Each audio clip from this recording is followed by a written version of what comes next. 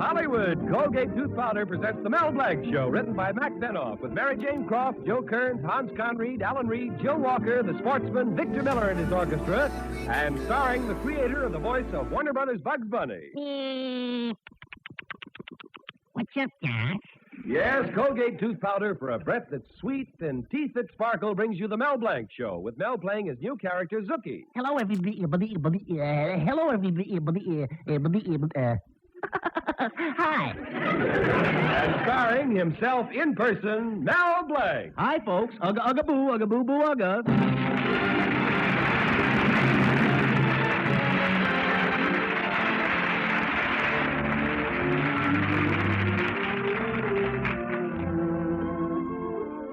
Throughout the pages of history, heroes have been depicted as men of great force and iron will. However, even great men are human, and it is their little human characteristics that prove their greatness. For instance, in 1491, Queen Isabella said, Christopher, will you put down that globe and pay some attention to me? Nothing doing. Not until I find a new route to the Indies. And in 1775, on a cold, bleak day, Martha Washington said, George, come into the house. It's cold. Nothing doing. Not until I win this battle of Valley Forge. And today, in the home of Betty Colby, Betty speaks to another great man, her boyfriend, Mel Blanc, and says, Mel, come down off that chandelier. Nothing doing. Not until that mouse is gone. Well, the mouse got tired of waiting, so he left. Mel came down, and just before he and his girlfriend Betty left for the picture show at the Bijou, Betty said, Oh, Mel, you're such a coward, afraid of a mouse. I am not a coward. I never told you about the time I was held up in my fix-it shop. I said to that crook, all right, put your gun on the table and scram. And what did he do? He told me to go jump in the lake. Well, what happened? I don't know. When I got back, he was gone. Now, you're just a weakling. Oh, is that so? I'm tired of all this talk. The next one who calls me on the telephone is going to get it from me. I'm going to tell him off. I don't care who it is. Answer that, Betty, huh? Oh, all right, I'll answer it. Hello, Betty Colby's house. What? Now, listen, fathead. I don't want to be bothered with you. If you call up again, I'll beat your brains out to you here. I'll come over there and mop up the floor with you. Goodbye. Well, who was it? I don't know. She didn't say. And that's only the beginning, Betty. I'm going to be big. Get my name in the papers. How? Working in your fix-it shop? You'll never get your name in the papers by fixing things. Oh, no? What about those New York gamblers? Betty, I'm going to do big things in this town. I'm going to get in Who's Who. Then everybody in town will say, there's Mel Blanc. Who's Who? We knew him when he was What's That? Well, you're certainly talking differently, Mel. Maybe now Father will begin to respect you. And as far as your father's concerned, Betty, there's going to be a new deal. From now on, I'll show him who's boss. Hello, Betty. Hello, Mel. Hello, Father. Hello, boss. Mel Blanc, what are you doing here in the parlor with my daughter, Betty? Well, as a matter of fact, Mr. Colby, we were just leaving for the movies. Now, listen, you giggling idiot. Before you go, I want to talk to you about that electric fan you fixed. I put it up in my supermarket this afternoon. Well, did it go fast enough? Fast enough? I hung it up right over the apples, pears, bananas, and plums. Well, what happened? I got a market full of fruit salad. Well, gosh, Mr. Colby, I'm sorry. I meant to do well. Oh, Father, this loaf of sliced bread you brought home, you know something? There's a slice missing. Slice missing? That's funny. I had a few complaints at the store about the same thing today. Oh, well, it's probably nothing. Nothing?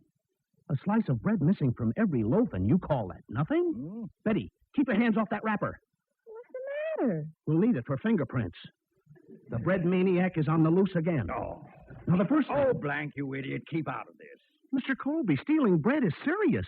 You're not dealing with an ordinary criminal. This man's a bread napper. Yeah, well, who knows how far he may go? Ah, what do you mean? Why, tomorrow we may be siphoning the custard out of your chocolate eclairs. Now, stop being so silly. It's only a slice of bread. Betty, you think I'm a coward. Well, I'm going to show the both of you what a big man I really am. Oh, you idiot. Forget it. You hear me? Yeah, we've got to head him off. This thing is too big for the local police. I'll go to the FBI. I'll go to the Army. I'll go to the Navy. I'll go to the president. Mel Blanc. I'll go. Oh, Betty, you coming? No, Mel, you go on ahead. I'll meet you at the movies. Go on alone. She thinks I'm afraid. I'm not afraid. I'm going to solve that bread case. Guy may be very tough to catch. By now, he may be sticking the white bread under a sun lamp and selling it as pumpernickel. Uh-oh, there's Professor Potchnick, piano teacher. Hey, Professor Potchnick, wait for me. Hello, Mel.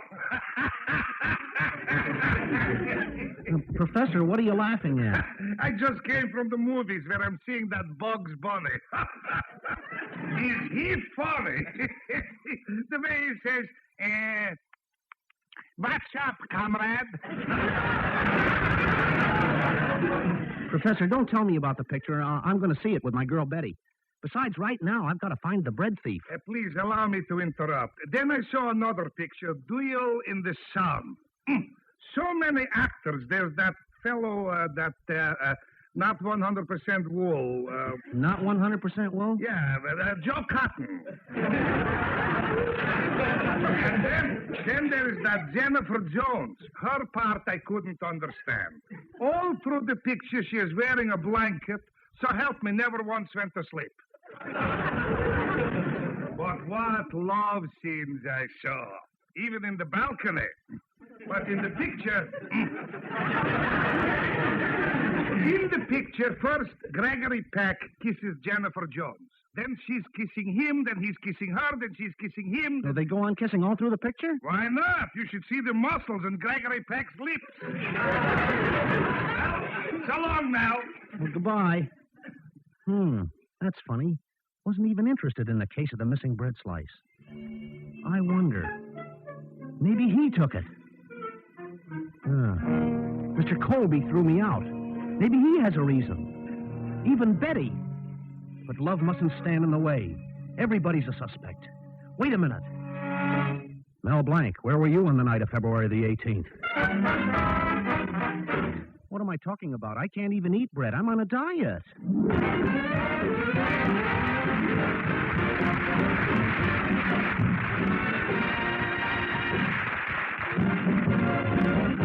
Use Colgate tooth powder, keep smiling just right. Use it each morning and use it each night. It cleans your teeth, makes breath so sweet. Use Colgate tooth powder. Want teeth that sparkle and dazzle, a breath that's fresh and sweet? Then try Colgate Tooth Powder. For the new all-purpose Colgate Tooth Powder cleans your teeth and sweetens your breath. Yes, this new all-purpose tooth powder produces an amazingly rich, active foam that's marvelously effective. Every time you brush your teeth with this new all-purpose Colgate Tooth Powder, your whole mouth feels clean, sweet, fresh. Your teeth regain their natural sparkle. It's been proved in 7 cases out of 10 that Colgate Tooth Powder instantly stops unpleasing breath that originates in the mouth. And as for cleaning, you can depend on Colgate Tooth Powder revealing the natural brilliance of your teeth, giving them that pearly, polished feeling. Yes, Colgate Tooth Powder, the new all-purpose tooth powder, does everything you can expect or ask of a dentifrice and does it beautifully. Try Colgate Tooth Powder today for teeth that sparkle and a breath that's sweet. Use Colgate tooth powder. Now, the sportsman, Victor Miller, the orchestra, and Blue Skies.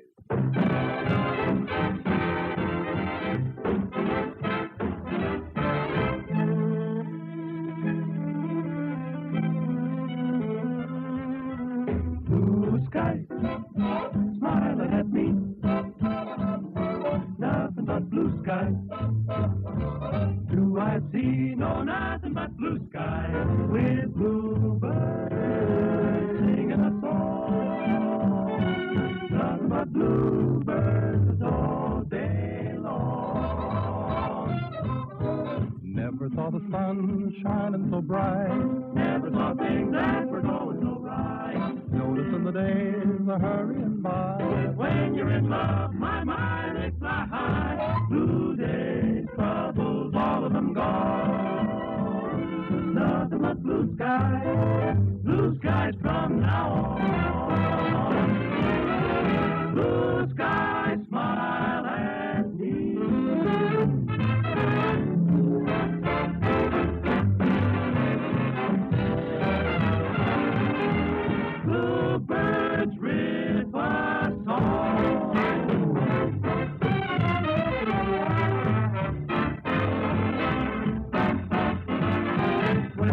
Never saw the sun shining so bright.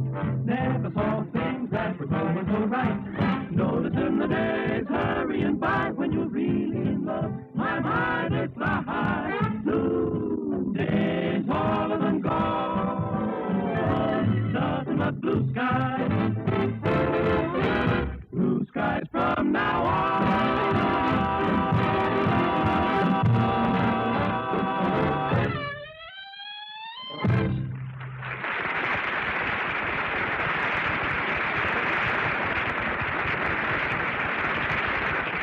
And now back to Mel Blanc. Betty has spurned Mel because of his lack of courage. And Mel, trying to redeem himself, is hot on the trail of the bread thief, the person responsible for the mysterious disappearance of a slice out of every loaf of sliced bread in Colby's supermarket. Right now, he's walking down toward the movie house when he is accosted by Hartley Benson, the town Beau Brummel. Hello, Mel, old boy. Hello, Hartley. Nice seeing you. Yes, it usually is quite a treat.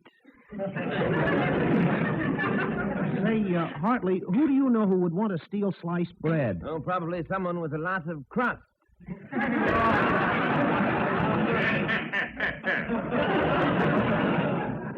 Can't you help me out? They stole one slice out of each loaf. Yes, well, let me think now. One slice out of each loaf. Lana Turner, Betty Grable, Rita Hayworth. What's Lana Turner and Rita Hayworth got to do with it? Well, as long as I'm thinking, I might as well enjoy myself.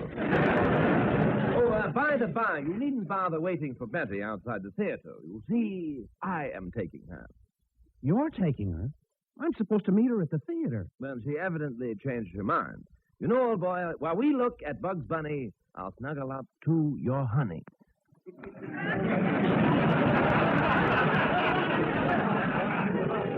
Bugs Bunny.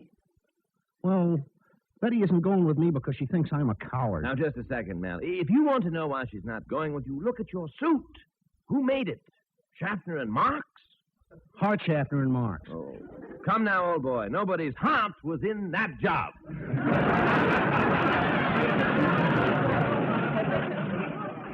Oh, yeah? Well, this jacket happens to be a Hollywood model. Oh, yes, so it is. The shoulders are built for Mickey Rooney and the sleeves for Gary Cooper. Well, goodbye, old boy, and don't worry about Betty. She'll be in very good hands.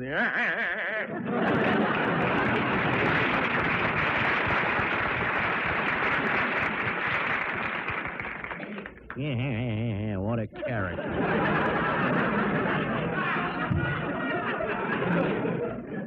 Thinks he's handsome. Take off those shoulder pads, let his stomach out, get him off those elevator shoes, and I'll bet he looked just like me.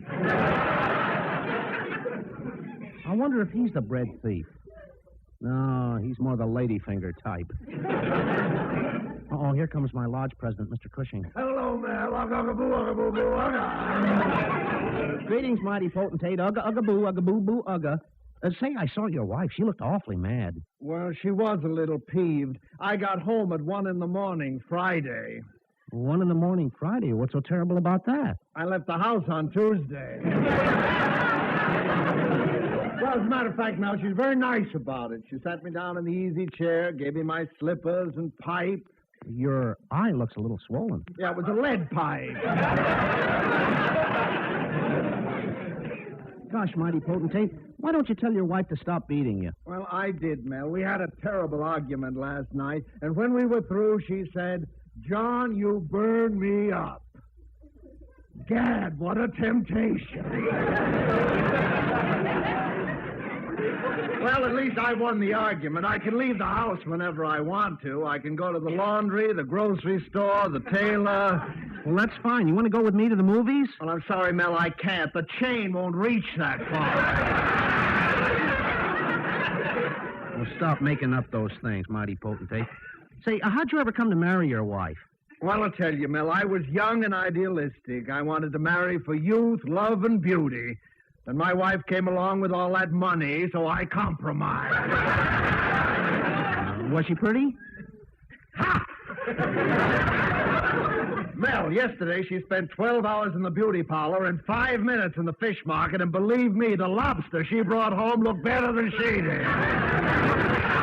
Oh, your wife isn't that ugly. No, Mel, they say that some people have a face that'll stop a clock. Well, the other day, my wife looked at our cuckoo clock. Did the clock stop? No, the cuckoo dropped dead. Say, just a second, mighty potentate. Do you know someone who would be stealing bread in this town? No, Mel, I don't. But if you ever find him, send him to me. Maybe I can interest him in the crumb I'm living with. But no, mighty potentate. I'm serious. I'm looking for a bread thief. Oh, stop being ridiculous, Mel. Well, maybe you're right. I got off on a wild goose chase for a hunk of bread, and on account of it, Hartley Benson is taking Betty to the movies. Well, don't take it so hard, Mel. I was only doing it to show them I wasn't a coward. Watch out for that lamppost. I'd like to make them sit up and take notice. Mel, look out! Oh!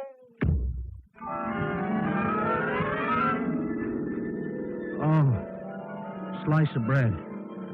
Colby, Betty, Bugs Bunny, missing slice of bread. Bugs Bunny, slice of bread. Hear ye, hear ye. The court of rye, white, and whole wheat will now come to order. Court will rise and general session of the missing slice of bread will now begin.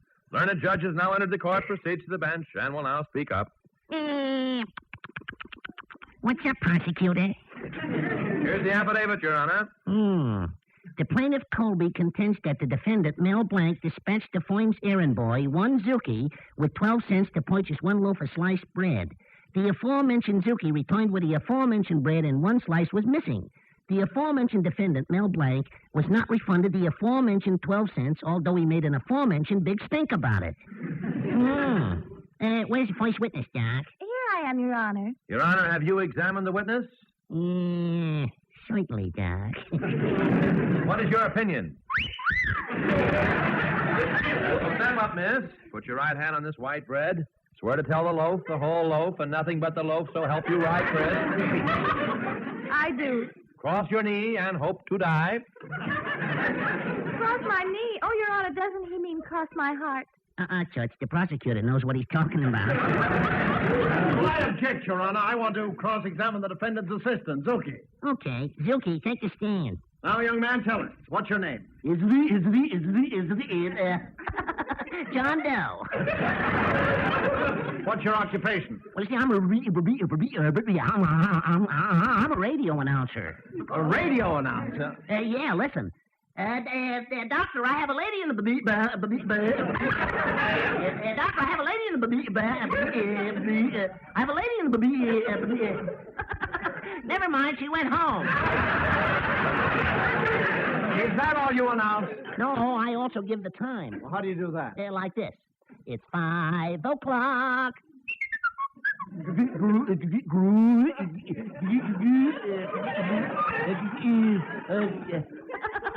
It's 6 o'clock.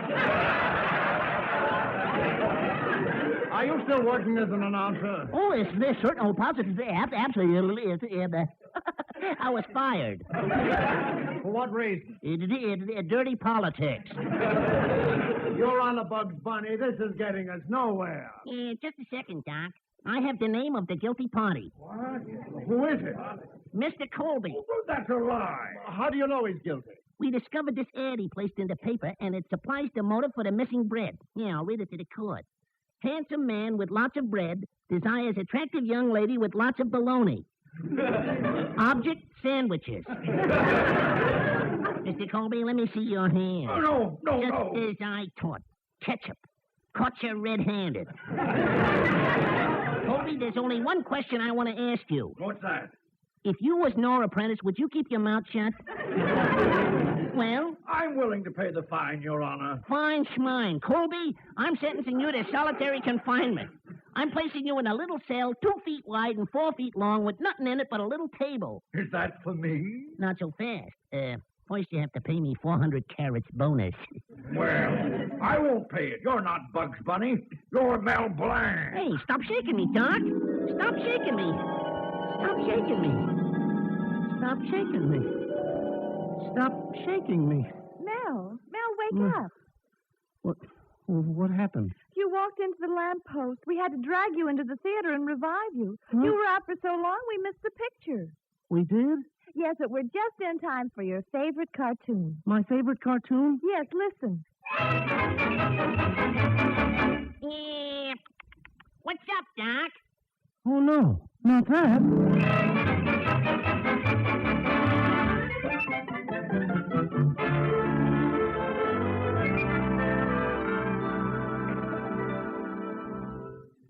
Oh, Mel, stop talking about Hartley Benson. I just made him say that to get you jealous.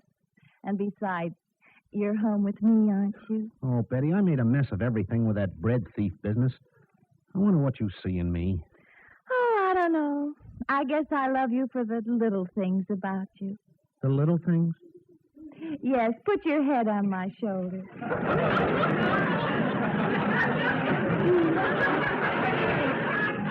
No, Betty, let's dance. I'll turn on the radio. Ladies and gentlemen, this is the Ace Bread Company's program. Today, some of you lucky listeners must have been startled to find a loaf of bread with one slice missing. Betty, do you hear that? We planned it that way. If any of you people are listening to this program... Yes? And you can get to the studio in 10 minutes, we will give him or her, absolutely free... Yes? ...the missing slice of bread. Is that all? What else?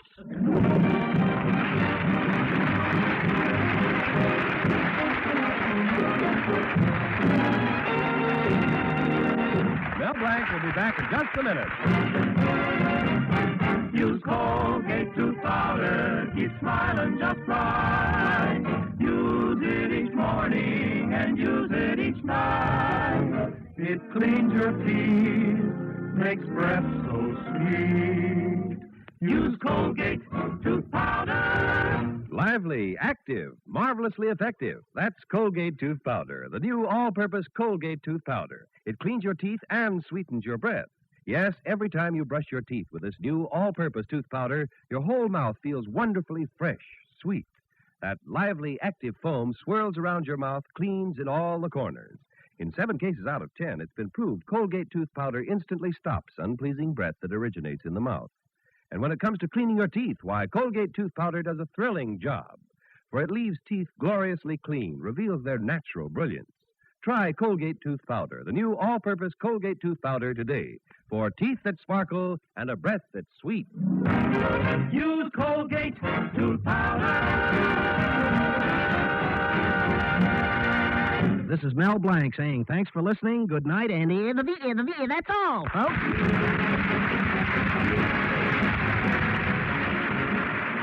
And this is Bud Easton reminding you that Colgate Tooth Powder for a breath that's sweet and teeth that sparkle brings you the Mel Blanc Show every Tuesday at this time. Be sure to join us again next Tuesday night for more fun with Mel and the people you'll meet in Mel Blanc's Fix-It Shop. Say hello to Halo Shampoo for naturally bright and beautiful hair. Remember, even finest soaps and soap shampoos hide the natural luster of your hair with dulling soap film. But Halo Shampoo contains no soap, therefore leaves no dulling soap film. Even in hardest water, Halo makes oceans of rich, fragrant lather, quickly banishes loose dandruff and dirt. Halo needs no lemon or vinegar rinse. Say hello to Halo and goodbye to dulling soap film. Get Halo Shampoo at any cosmetic counter.